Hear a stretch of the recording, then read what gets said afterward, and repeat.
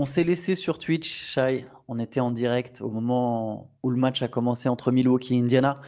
Même un peu avant que ça commence, on s'est un peu tous taquinés. Enfin, vous étiez nombreux à me taquiner dans le chat en pensant que les Pacers étaient trop forts et qu'Indiana allait battre Milwaukee à plat de couture, allait finir cette série. Et j'ai commencé à rétorquer, à me sentir, à vouloir défendre les Bucks en disant non, mais c'est pas juste qu'il fasse pas qu'Indiana est trop fort, c'est surtout qu'Indiana est jamais bousculé, jamais sorti de sa zone de confort. J'ai milité pour que Brook Lopez ne joue plus une seule minute de cette série. Et qu'est-ce qui se passe? Effectivement, Doc Rivers, 5 minutes plus tard, on se rend compte que Doc Rivers n'a pas mis Brook Lopez dans son 5 majeur, n'a pas mis Kyle Kuzma dans son 5 majeur. C'était AJ Green et Kevin Porter Jr. qui sont rentrés. Et j'ai commencé à vous dire, tiens, ça, c'est pas mal. Maintenant, il faut mettre de l'énergie, il faut casser ce jeu d'Indiana. Et Shai, c'est exactement ce qui s'est passé. Pendant 18 minutes, les Bucks ont défendu, ont montré de l'envie, ont joué fort, ont cassé complètement le jeu d'Indiana. Il y avait 33-13 pour Milwaukee, il y avait 20 points d'avance. Et à l'arrivée, Indiana a gagné 119-118. Et Shai, je vais te laisser la parole là-dessus. Je te jure que vu le déroulé du match, j'aurais préféré que Milwaukee perde de 30 points. Je pense presque que les Bucks sont du même avis que toi, vu comment ça s'est terminé. Donc match terminé en prolongation. 40 secondes de la fin, Milwaukee menait de 7 points. Et là, la lumière s'est éteinte. 2 pertes de balles de Gary Trent Jr., dont la première, elle est très excusable, elle arrive, il y a une pression, la balle est perdue. La deuxième, je ne saurais même pas la décrire. Le ballon lui arrive, il rebondit par terre, ça passe entre les jambes, on aurait dit qu'il jouait à la tomate, comme quand on était petit dans la cour de récré. Et derrière, les Pacers ont sanctionné Tyrese Haliburton, ultra clutch, 2 drives, dont un dernier dans la dernière seconde du match. Les Bucks, comme j'ai dit, la lumière s'est éteinte et ça se termine sur ce retournement de situation assez invraisemblable, parce que là, ils avaient vraiment les cartes en main. Et ce que tu as dit est très juste, on en rigolait en direct. Tu avais totalement raison. Quand ils ont été bousculés, c'est plus la même histoire pour les Pacers, mais il y a encore eu ce relâchement coupable. Giannis a eu beau avoir fait le match presque parfait individuellement, il ne pouvait pas faire beaucoup plus. Et à la fin, un retournement, vraiment, je disais légendaire, parce que la fin, il faudrait voir le nombre de matchs de playoff sur un match déterminant qui clôt une série. C'est le seul. C'est la première fois de l'histoire du play-by-play qu'il y a un 8-0 passé comme ça en 40 secondes en prolongation en playoff. Et c'est pas le seul où il s'écroule, en fait. Il s'écroule 3 fois dans ce match. Ils sont menés de 20 points. Ils mènent de 20 points. Ils ont complètement le match en main. On était encore en direct. Brook Lopez et Kyle Kuzma rentrent. Encore Kuzma, c'est pas tout à fait vrai. Kuzma, c'est le premier passage de Kuzma, ça va. C'est même lui qui met le panier à 3 points pour mettre le Kuzma. Mais il y a un moment, ça se réécroule. Ça se réécroule dans le deuxième quart-temps. Indiana revient à 6. Indiana passe devant dans le troisième. Puis Milwaukee, parce que là, tu parles de la prolongue, mais à 50 secondes de la fin du quatrième quart-temps, Milwaukee avait 4 points d'avance. Je sais, c'est pas beaucoup 4 points. C'est une possession et demie, on va dire. Ils n'ont plus mis un panier. Ils ont pris 4 points. Indiana arrache la prolongation.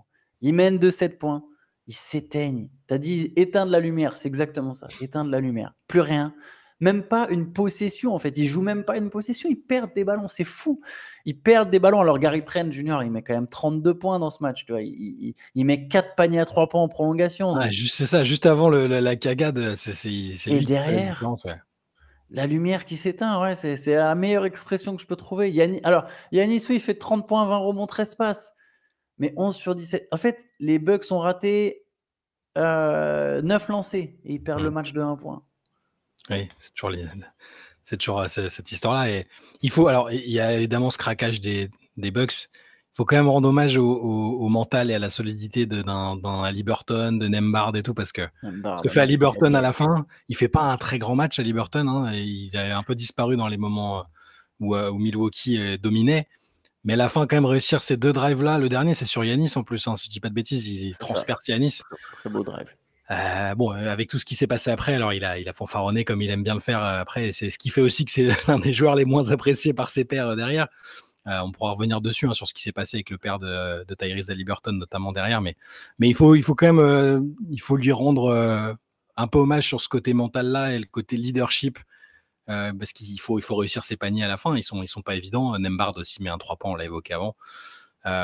Ouais, c'est un match totalement fou. Vous verrez dans le replay de la Late Session si vous voulez il y a tout le début mythique. On a du Dark Pimel fantastique contre le reste du monde.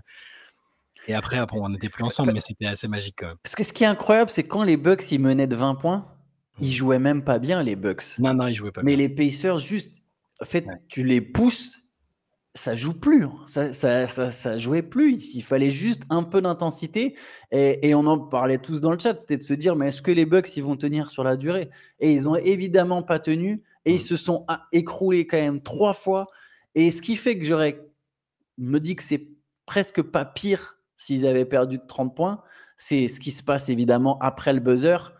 Il y a quand même, bon, alors ça c'est pas de la faute des Bucks, mais le père de Tyrese Haliburton qui vient embrouiller Giannis, enfin qui vient parler à Giannis, le provoquer, ça, mais mec, dans quel monde tu fais ça? Ça reste du basket. Là, le buzzer, il a retenti, la série de playoffs, elle est terminée.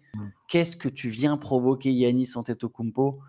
Sur le terrain, en plus, tu viens le provoquer sur le terrain. C'est même pas en tribune au moment où il passe, tu viens le provoquer sur le terrain. Même Haliburton a dit, ouais, ce qu'a fait mon père, c'est pas normal, il a eu tort. Même le père s'est excusé après, hein, il a dit pour mon comportement inacceptable, je m'excuse envers les Bucks, les Pacers, machin. Mais bon, après, tu sais, on n'a pas tous les détails, mais ça fait quelques mois et depuis l'année dernière que les deux équipes peuvent pas se blairer. Haliburton est très central là-dedans. Giannis, plutôt dans ses déclarations d'après-match, c'était plutôt bien. Il a plutôt bien réagi, je trouve. Il a pointé du doigt le problème que ça a été de voir le père débouler là. Et il y a eu des accrochages avec les autres joueurs aussi. Avec Mathurin, c'était chaud. Avec Mathurin, ça n'a aucun sens. Il commence par se se faire un câlin, et après, puis... ça finit en tête. De toute façon, tu sentais qu'Yanis, il était très, très, très, très, très, très, très tendu quand même. Ça ressemble aux dernières... Tu vois, on a fait tout un podcast sur où sera tradé Giannis. Ça va être une des questions. Est-ce qu'il est tradé cet été? C'est inévitable. Et quand tu vois là ce match, le déroulé du match, les images d'après le match, la tension d'Giannis qui est prêt à faire des tête-à-tête avec tout le monde. Tout le monde est vraiment un peu... Tu te dis, ça peut être les dernières images de Giannis Antetokounmpo à Milwaukee. Quelle tristesse, en fait. Autant prendre 30 points et rentrer chez toi, quoi. Ils ont mis un quart d'heure à le sortir du terrain. Enfin, tout le monde est resté super tard après. Sur le coup, je voyais pas qui était. Enfin, John Haliburton là qui arrive et qui fait un espèce de tête-tête. C'était surréaliste, quoi. Ouais. Bon, ce qui est bien quand même, c'est un joueur NBA, c'est... Ouais. Mais ce qui est bien, c'est que Haliburton derrière, enfin, il a pas du tout cautionné ou défendu son père. Il s'est pas mis. Il a dit c'est n'importe quoi ce qu'il a fait. Et du coup, l'autre s'est excusé dans la foulée, mais c'était peut-être bien la dernière image de Giannis Antetokounmpo avec le maillot des Bucks. C'est possible, hein. C'est pour toutes les raisons qu'on a évoquées et que je vous invite à écouter dans le podcast. Et on en a aussi rediscuté en long et en large dans la Late Session qu'on vous mettra jeudi, mais c'était peut-être un moment déterminant et le fait que ça se finisse comme ça, c'est encore plus frustrant pour lui et pour les Bucks. C'est le moment aussi de renvoyer le staff, le coaching staff. Je me permets, à un moment, c'est bon. C'est bon. Il y a eu 2 ans. C'est pas comme si tu l'avais viré après le premier échec. Tu as attendu le deuxième échec. Voilà. J'ai pas vu après, il a pas dit oui, certes, on s'est fait remonter cette Il a sans doute accusé AJ Green et Gary Trent Jr., ça m'étonnerait pas. Ouais, il les a achetés sous le bus. Non, il n'est pas assez loin d'avoir des ajustements payants. C'est juste pourquoi ça vient aussi tard, c'est criant, ça sautait aux yeux. Tu vois ce que je veux dire? Et j'ai même pas regardé tous les matchs de la série. Et je savais déjà qu'il fallait pas faire jouer Brook Lopez et je suis personne. Tu vois, ça sautait aux yeux en fait. Comment tu veux, à une équipe qui joue aussi vite, comment tu peux pas... En fait, de toute façon, je vais répéter ce que je disais pendant la session. En fait, t'es Milwaukee. Tu t'en fiches de jouer tes 5-6 joueurs majeurs pendant 45. D'ailleurs, c'est ce qui s'est passé. 44 minutes Giannis, 44 minutes Portis, 48 Gary Trent Jr., 47 Porter, 46 Green. Tu t'en fiches en fait de faire jouer ces mecs-là super longtemps. Le but, c'est pas d'aller loin en playoff. C'est fini déjà ça. C'est de survivre. Pourquoi t'attends le match 5 pour ne pas faire jouer du tout les mecs qui n'ont pas leur place dans la rotation? Les Kuzma, Torian Prince. Je parle de Brook Lopez, mais il y a pire. Torian Prince. Et il a joué 4 minutes, heureusement, mais en 4 minutes, c'était abyssal, quoi. Enfin, bref. En tout cas, ton dépit quand il y a eu en même temps Prince, Lopez et Kuzma, c'était assez mythique. C'est marrant, hein, c'est le moment où Indiana relance la machine, en fait. Ouais. C'est tout simple que ça, alors qu'ils étaient pas les Pacers. Par contre, moi, Comme tu l'as dit, Haliburton a montré, il est clutch en fin de quatrième quart-temps, il est clutch dans la prolongation. Nembhard a mis plusieurs paniers lointains, très lointains. Et les Pacers sont gros dans l'ensemble. Voilà, ça va rejoindre ce que vous disiez, Théo et toi, quand on a fait la preview. Ça reste une meilleure équipe. Ça reste une meilleure équipe. Et je trouve que cette qualification des Pacers, elle valide d'une certaine manière leur campagne de l'an dernier. Tu vois, il y a eu des adversaires blessés, etc. Généralement, les équipes qui ont beaucoup de chance, ou qui ont beaucoup de chance, qui ont des... Voilà, où il y a ce genre de choses, des circonstances, merci. Circonstances favorables, par exemple Atlanta. En fait, derrière, tu passes même pas un tour. Indiana, ils reviennent un an après, ils sont tête de série, ils gagnent leur série en 5 manches, dont avec 2 ou 3 blowouts dans le lot. Solide. Il faudra avoir maintenant contre Cleveland au prochain tour. On parlera. Exactement, on a déjà l'adversaire, ça va être Cleveland, ça va être une belle série, je pense. Je te propose qu'on reste à l'Est. Il y avait 3 séries de l'Est. On peut enchaîner avec Détroit, qui allait surprendre New York. Est-ce que c'est surprendre, cela dit? C'est ça la question. Qui allait chercher en bonhomme une victoire au Madison Square Garden, 106-103. 24 points, 8 rebonds, 8 passes de Kane Cunningham, 22 points d'Ozar Thompson, qui fait son meilleur match offensif. Les vétérans aussi qui ont répondu présent, Tobias Harris comme d'habitude, 17 points, 8 rebonds, 14 points de Dennis Schroeder. Et les Knicks, tu perds à domicile au Madison Square Garden ce Game 5 qui aurait pu te mettre à l'abri et t'éviter un match de plus. On sait que tu fais jouer beaucoup tes titulaires. Et Bronson et Hart qui sortent sur blessure. Bronson qui sort son pire match de la série 4/16. 5 sur 14 pour Karl Anthony Towns. Pas rassurant cette histoire. Non, pas du tout rassurant. Et là aussi, alors certes, il y a les inquiétudes sur les Knicks, mais elles sont un peu latentes depuis plusieurs mois, plusieurs semaines. Les Pistons, franchement, ils sont admirables parce que mentalement, avec ce qui s'est passé sur le match précédent, tu peux lâcher, tu peux te dire ça va être au Garden, ça va être compliqué. Ils ont rien lâché du tout. Alors ils sont souvent chez eux au Garden quand même. C'est plutôt une salle dans laquelle ils aiment jouer. Ils ont gagné plusieurs fois là-bas cette saison. Et ouais, mentalement, je les trouve impressionnants. Et pas que mentalement, sur le plan du basket, c'est des choses vraiment... Tu vois, Kate Cunningham, c'est pas le meilleur match de sa saison, mais dans un contexte de play-off, avec l'élimination proche, la manière dont, sur la fin, il a décortiqué la défense des Knicks, où il a vraiment été le playmaker, le général de cette équipe, j'ai trouvé ça vraiment fort pour un joueur qui avait 0 expérience en play-off avant cette campagne. Alors, il finit avec 24 points, il fait 24-8-8, je crois. Ouais, c'est ça. Mais c'est plutôt... j'ai aimé l'intelligence avec laquelle il a joué, j'ai aimé son niveau défensif dans ce match, je l'ai trouvé très, très fort. Et donc, c'est extrêmement prometteur. Je ne veux pas du tout leur dire qu'ils sont condamnés et que c'est pas grave, ce sera bien l'année prochaine. Avec ce qu'on a vu là, le fait qu'ils ont encore un match à domicile derrière, franchement, rien n'est à exclure. Je pense que les Knicks vont quand même se qualifier, mais ce que montre Détroit, c'est extrêmement positif. Tu as parlé d'Ozar Thompson, Jalen Duren, même sans marquer beaucoup de points. Alors, il met un panier vraiment important à la fin pour quand ils prennent l'air. Même. Il met 4 des 6 points du plus 6, je crois. Il fait des passes, il prend toujours ses rebonds, il est vraiment, vraiment bon.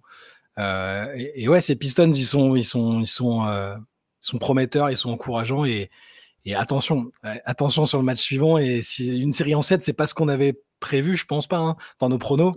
On savait que ce serait difficile pour New York, mais peut-être pas à ce point finalement.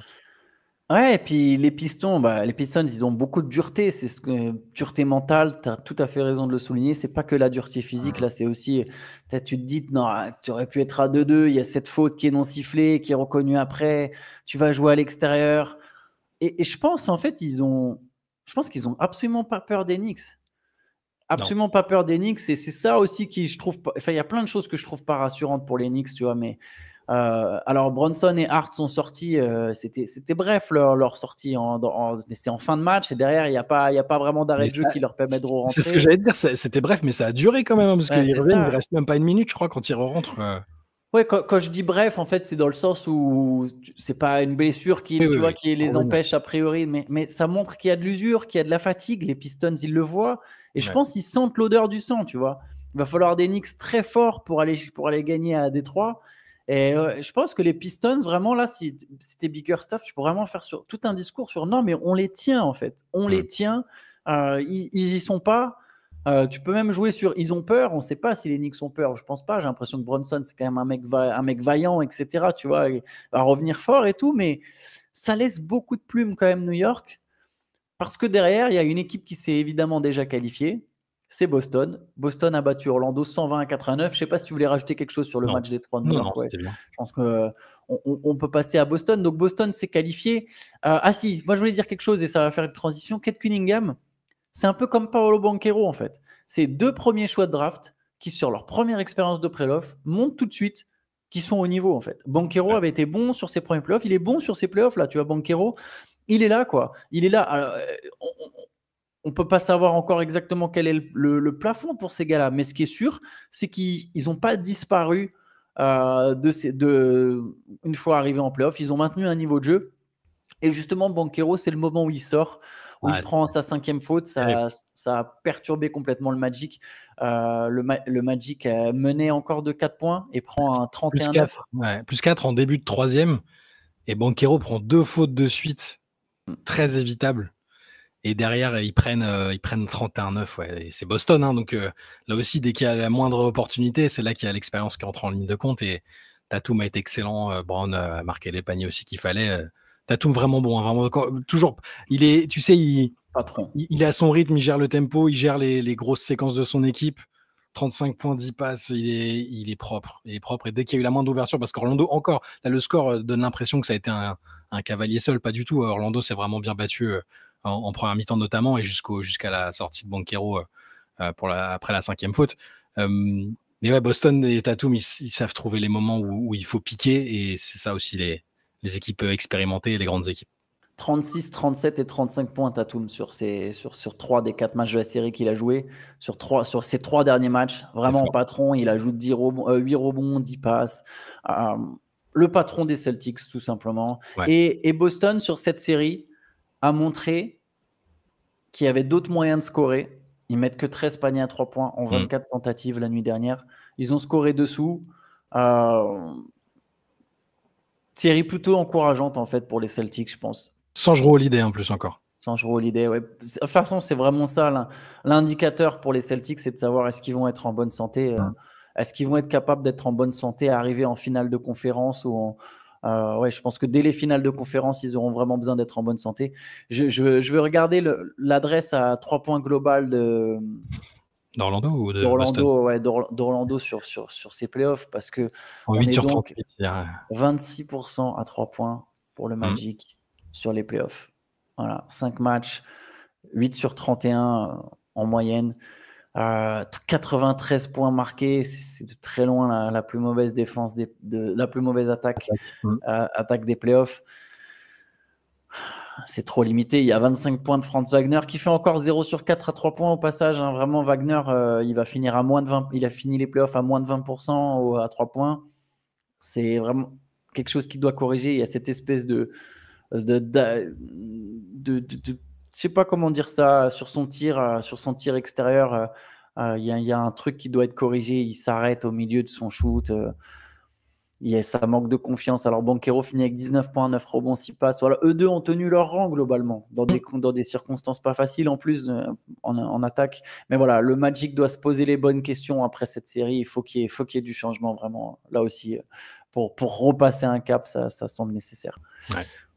Et enfin, dernière série de la soirée, avec un peu ce que je craignais personnellement pour les Clippers. Je crois que toi aussi tu en avais parlé. C'est une fois qu'ils ont perdu ce Game 4,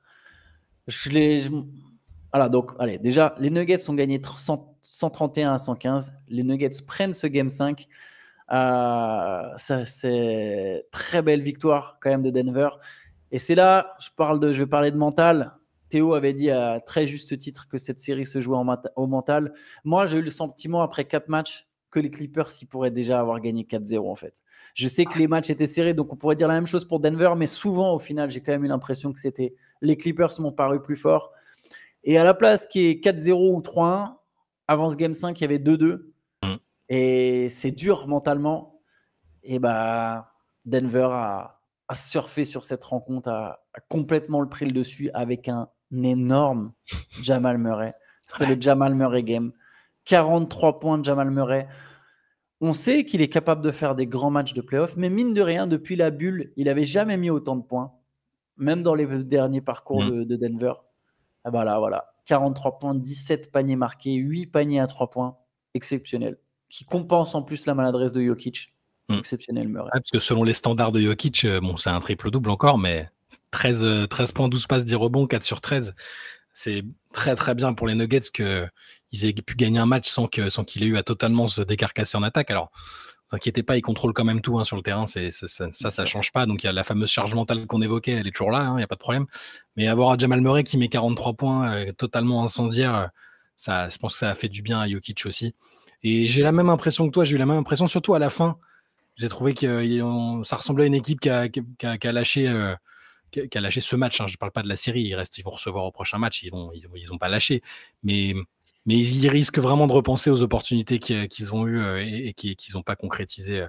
Là, dans ce match, en plus, pendant une bonne partie, il y a eu un bon Zubac, il y a eu un bon Kawhi qui a été adroit, qui a fait 11 passes. J'avais pas vu. J'avais pas fait gaffe. Le triple-double, 20 points, 9 rebonds, 11 passes. Ouais. Par contre, Harden, la disparition. Mais là, c'est tragique, je suis désolé. On nous a accusés dans le chat, j'avais vu dans les commentaires YouTube dire non, mais vous exagérez. Si, en fait. Désolé. On l'a pas vu, moi je l'ai très peu vu. Pas d'adresse, peu de prise d'initiative, pas beaucoup de passes. Il a perdu plus de ballons qu'il n'a mis de paniers. En fait. Il perd 4 ballons, il marque 3 paniers.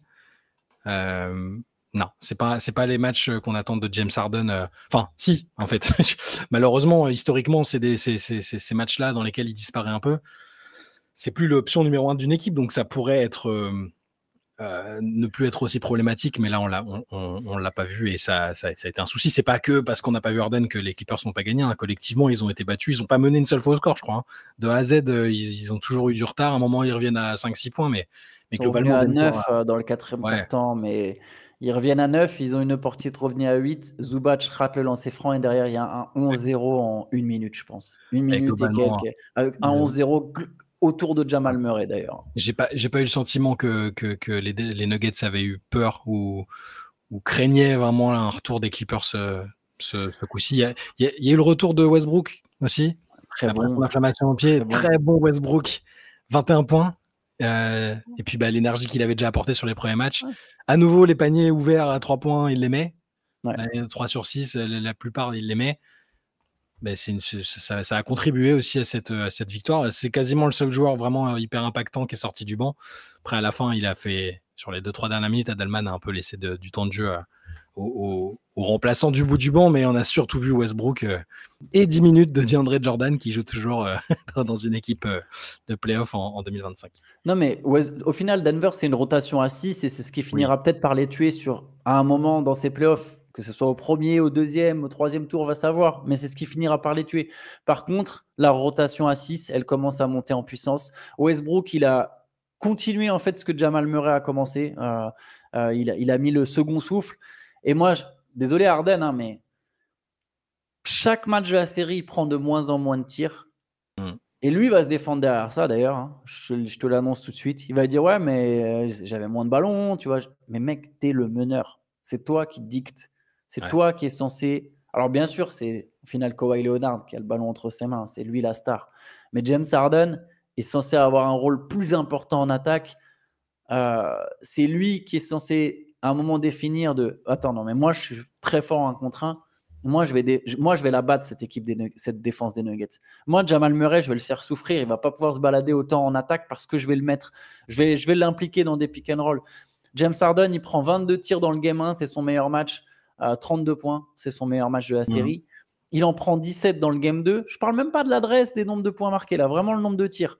Donc, il en prend 17 dans le game 2. Il est encore agressif. C'est un match qui est gagné par les Clippers. Il en prend 14 dans le game 3. 11 dans le game 4, 9 dans le game 5. Tu vois, il va en prendre 3 dans le game 6. Et dans le 4e quart-temps, on ne le voit pas. Non, c'est ça. C'est ce qui me marque le plus, moi, c'est vraiment l'aspect disparition. Parce qu'évidemment, qu'on le voit concrètement sur le terrain, il est difficile à rater. Mais ouais, c'est ces disparitions dans les moments importants où l'équipe adverse, elle est concentrée sur Kawhi, sur Powell aussi. C'est là qu'on doit le voir. C'est lui qui a le plus mauvais plus-minus aussi au passage hier de toute la partie. Ouais, non, c'est problématique pour les Clippers, c'est sûr. Il va falloir que lui, à un moment, tu vois, là, on verra. Le Game 6, c'est le plus important de la saison pour Los Angeles. Ils sont à domicile. Ils ont besoin d'inverser la dynamique. Ils sont face à une équipe des Nuggets qui est forte, mais qui est, comme je le disais, qui tourne à 6 en fait. Alors que Bogdanovic, lui, pour le coup, rentre dans sa série. Là, ça y est. Malheureusement, au moment où Batum, on le voit moins. Que j'allais te dire, ouais. Mais il y a quand même une rotation un peu plus profonde. Elle n'est pas beaucoup plus profonde parce qu'au final, ce qui compte, c'est d'avoir un top 8, tu vois. Mais si tu as ne serait-ce que déjà 3 joueurs de banc qui sont impactants, on le voit avec Minnesota, 3 joueurs de banc qui sont impactants, ça fait beaucoup de différence en fait. On peut même le voir avec Indiana, avec Cleveland, Et là, les Clippers, ouais, va falloir réagir. T'es dos au mur, de toute façon, c'est soit tu gagnes, soit tu es éliminé. Donc, c'est là où on verra de quoi sont faits les Clippers mentalement. On aura peut-être quand même notre série en 7 qu'on a appelé de nos voeux depuis le début. Oui, je pense que c'est possible. C'est juste, souvent, le Game 5, il est déterminant, en fait. Quand dans une série en fait, il est déterminant quasiment quel que soit le score. Pas juste à 2-2, parce qu'à 2-2, ouais, c'est logique là-bas, et à 2-2, tu gagnes le Game 5. Bien sûr que c'est déterminant. Mais tu vois, par exemple, même pour Détroit, je trouve ce Game 5, il est déterminant. Tu vas gagner à l'extérieur, tu rouges. Milwaukee aurait gagné ce match contre Indiana. Pareil, tu reviens à domicile, tu as bousculé les Pacers, tu peux te dire, ah bah voilà, on a trouvé le truc, tu vois, c'est nous, la pression d'un coup va être sur eux en mode, ah non, on va quand même pas gâcher un 3-1 en fait. Il y a un côté très, très. C'est un match de pivot de toute façon sur une série au meilleur de 7 matchs, le 5e match. Ouais.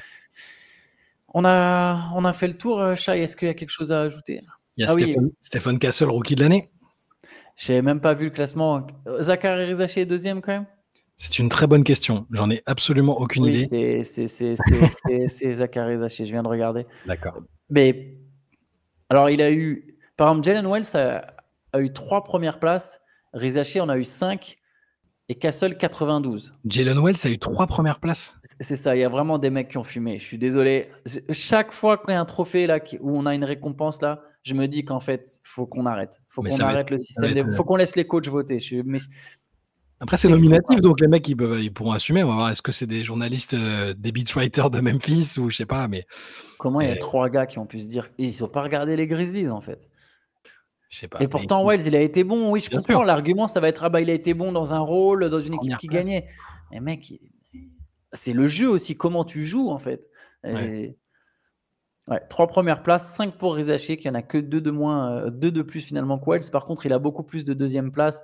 Mais Castle est élu assez largement Roy. Et il y a quelqu'un qui a donné une 3e place à Jared McCain aussi. Voilà. Mais qui a joué combien de matchs? Mais qui est pas.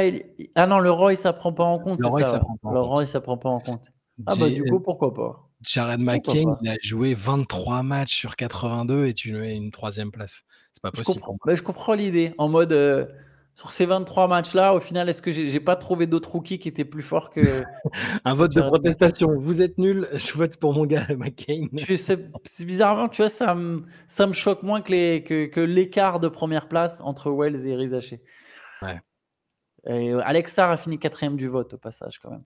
Ouais. Alors qu'il sera peut-être pas dans une All-Rookie Team, dans la première All-Rookie Team. Il sera dans la 2e au moins. Parce qu'après, c'est vrai qu'en voyant Kelly Ware qui a des 3e places, je pense qu'il sera dans le 5. Si toutefois c'était entre ces deux-là, je pense que Ware sera dans la first team et peut-être Alex Sarr dans la 2e. Ce qui est pas grave. Tu trouvais ça normal, cela dit? Même je sais que Sarr joue aux Wizards et tout, mais est-ce que, tu vois, et pourtant, à chaque fois, toute l'année, j'étais le premier à dire non, mais calme avec Sarr quand même, parce que c'est Washington, tu vois. Ouais. Genre, c'est pas le meilleur rookie pour moi et tout, mais par contre, je le mettrais quand même dans le premier 5, moi. Bah, si c'est par rapport à Kelly Ware, je sais pas. Ware a fait des bons trucs. Il a commencé doucement, il jouait pas beaucoup, mais disons que ça se défend. Ça se défend, mais faut. Les deux me paraissent acceptables et c'est franchement pas très grave. Je pense pas que Alex Sarr sa trajectoire va changer parce qu'il est pas dans le premier 5, mais dans le. Bien sûr, c'est anecdotique. Après, peut-être qu'au niveau de l'ego, peut-être qu'au niveau de l'orgueil, ça va peut-être le piquer un peu en disant non, mais regardez moi ce que j'ai fait. Kelly Ware, il a quand même fait beaucoup de bien à Miami à un moment dans la saison. Ils avaient pu, tout ce qu'il apportait, notamment défensivement, ça leur a fait du bien. C'est marrant, j'ai l'impression que c'était un passage super court en fait. Ouais. ce que Kelly Hauer a fait, tu vois. Genre, il y a eu 3 semaines où Miami était vraiment fort et qu'après, bah, il était bon, mais sans être, tu vois, il y a eu un passage transcendant, en fait. À un moment, il faisait des 20-10 au point où il était Ouais. passé je crois qu'à un moment, il était favori pour le Roy des bookmakers. Ouais, sur la période d'une C'était dizaine sur de 3 matchs, ouais. semaines et Au final, son temps de jeu, c'est peut-être le plus faible parmi les rookies ouais, qui c'est il vrai fait que c'est 22 minutes par match. ouais, alors Heu, qu'il a 9 points, non? Quelque chose comme ça, 9,5 rebonds? il a un peu plus de 9 points, il a 7 Ouais. 7 rebonds quand même, plus de 7 et Ouais, demi non, non, non, quasiment, c'est solide, ouais. un peu plus d'un contre par match, non, non, mais c'est très bien ce qu'il a fait, ça se défend. Après, j'aurais préféré voir Alex Sarr dans la first team, mais c'est pas très grave, je pense. En tout cas, c'est la 2e fois de suite, du coup, 2e année de suite qu'un joueur des Spurs est rookie de l'année, les C'est Spurs ont vrai. les 2 derniers Roy, c'est toujours, plutôt encourageant pour la suite, de ton projet, sachant que dans le lot, il y a un certain Victor Wembanyama. Ouais. Ce soir, il y a 2 matchs, Shai, c'est Golden State Houston et Minnesota Los Angeles. Ça, c'est Mmh. vraiment ça, c'est un coup à Bon faire une ça. nuit blanche. Si vous êtes fan de basket, vous travaillez pas trop tôt demain matin, là, vous pouvez voir, ça je le répète, mouillez-vous la nuque si jamais vous voulez regarder Milwaukee, Indiana, et qu'après vous regardez une de ces séries. On passe quand même vraiment. Voilà, quelqu'un dans la je vais finir là-dessus. Quelqu'un dans la late nous a comparé ça à quoi? À Wascal contre je sais plus quoi. Metz, Wascal. Ouais, en Ligue 2 en Ligue 2 en 1997, ouais, c'est un peu ça. Bah, voilà, bah, c'est comme si vous passiez de Metz, Wascal à Barcelone, Real Madrid. Voilà, ça, on est un peu dans cet esprit. Allez, on va s'arrêter là-dessus. On se retrouvera demain évidemment pour un CQFR et le replay de cette fameuse late session sera aussi disponible demain après-midi sur YouTube. C'est bien. Allez, bonne journée à tous. Ciao, ciao. Ciao, bonne journée.